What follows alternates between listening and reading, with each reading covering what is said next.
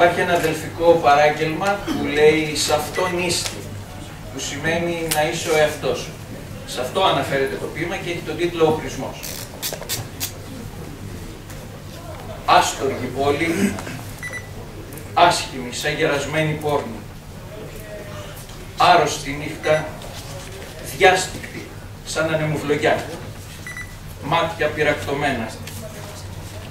Σέρνει το ξύλινο το πόδι της με κόπο. Στα νιάτα της λογάριαζε να γίνει μπαλαρίνα.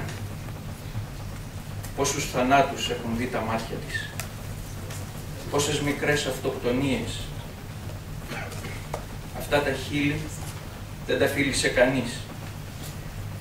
Αυτά τα μάτια δεν τα κοίταξε ποτέ κανείς σαν άστρο.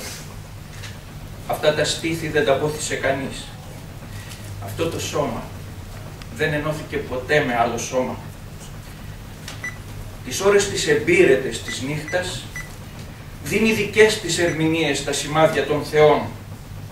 Κι άλλοτε γίνεται μενάδα και ακολουθεί τον Διόνυσο, άλλοτε βάζει τη σεπτή στολή της Παρθενίας.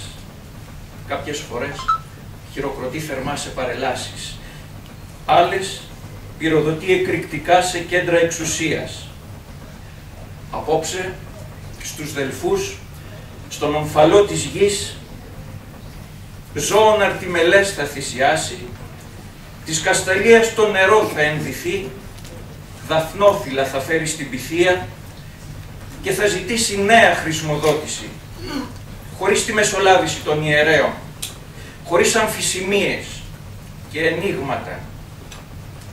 Κι αν πάρει πάλι την απάντηση να είσαι ο εαυτός σου, είναι αποφασισμένη να ρωτήσει, μα ποιος από όλους. Σας ευχαριστώ πολύ.